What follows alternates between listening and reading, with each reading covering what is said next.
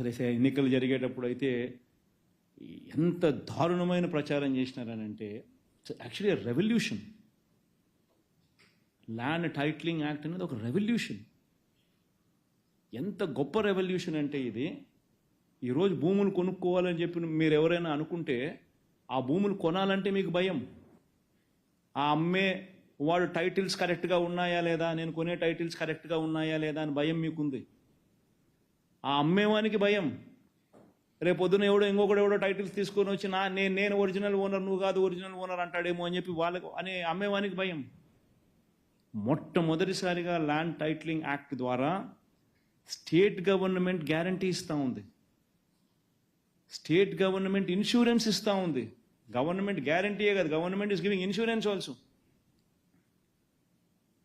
కొనేవానికి అమ్మేవానికి state government guarantee ఇస్తూ ఉంది. నీ టైటిల్స్ నేను భరోసా అని.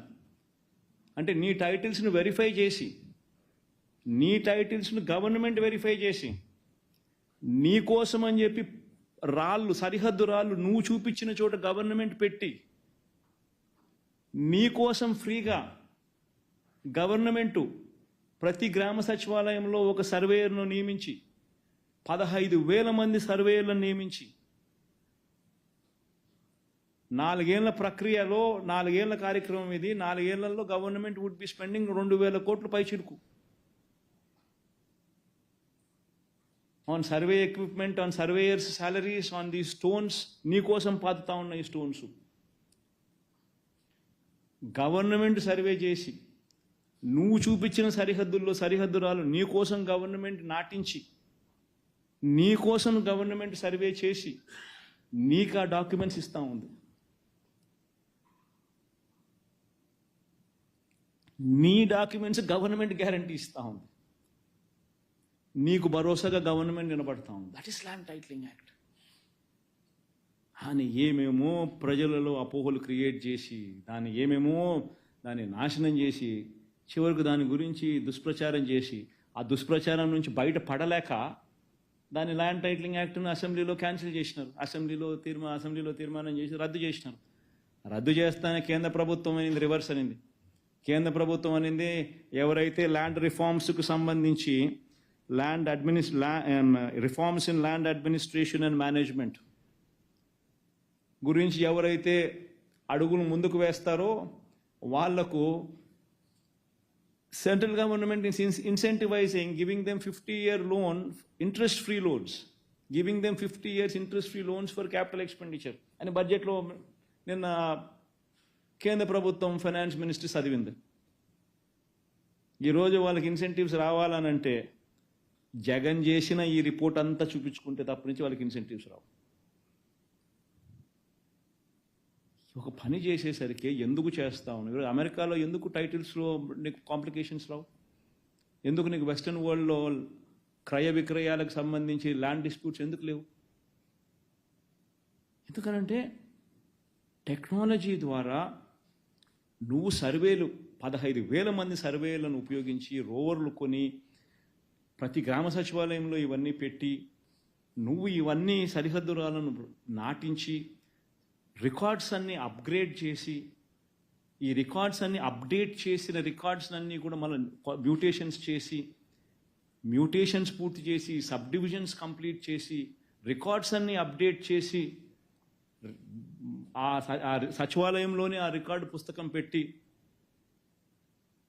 సచివాలయంలోనే నీ రిజిస్ట్రేషన్ చేసుకునే అవకాశం కూడా నీకు కల్పిస్తూ సేవలు అందిస్తూ ఇవన్నీ చేసిన తర్వాత 4 ఏళ్ళు పట్టిన తర్వాత కూల్ ఆఫ్ పీరియడ్ టైం ఇస్తారు.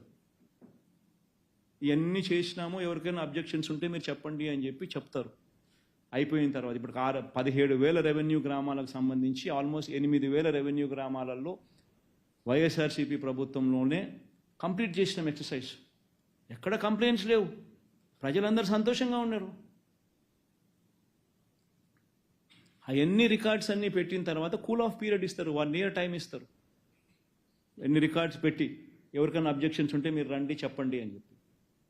అబ్జెక్షన్స్ ఏమీ లేకపోతే కూల్ ఆఫ్ పీరియడ్ అయిపోయిన తర్వాత then the government will give the insurance, then the government will give the guarantee. That is a reform. ఆయన నాశనం చేసినారు. 9,50,000 మంది సబ్ రిజిస్టర్ ఆఫీస్లో రిజిస్ట్రేషన్ చేసుకున్నారు. వాళ్ళందరికీ ఒరిజినల్ డాక్యుమెంట్సే ఇచ్చినారు. ఏ ఒక్కరికి ఏదో ఆన్లైన్లో ఇవ్వడమే నీకు ఒరిజినల్ డాక్యుమెంట్స్ ఇవ్వమని ఎవడికి అనలా. జిరాక్స్ కాపీలు ఇటు ఎవడికిలే, అందరూ ఒరిజినల్ డాక్యుమెంట్సే ఇచ్చినారు. 9,50,000 మంది పైచిలకు మంది రిజిస్ట్రేషన్ చేసుకున్నారు. అందరికీ ఒరిజినల్ డాక్యుమెంట్స్ ఇచ్చినారు. అపోహలు క్రియేట్ చేసి ఒక మంచి కార్యక్రమాన్ని రూయిన్ చేసి ఏం సాధిస్తున్నారు? అసలు నాకు ఒక్కొక్కసారి నిజంగా నాకు అనుమానం వేస్తాను. ప్రజలందరూ అప్రమత్తంగా ఉండాలి. ఇవన్నీ చేయకుండా చంద్రబాబు ఎందుకు అడ్డుకుంటున్నారు? ప్రజలందరూ ఆలోచన చేయాలి.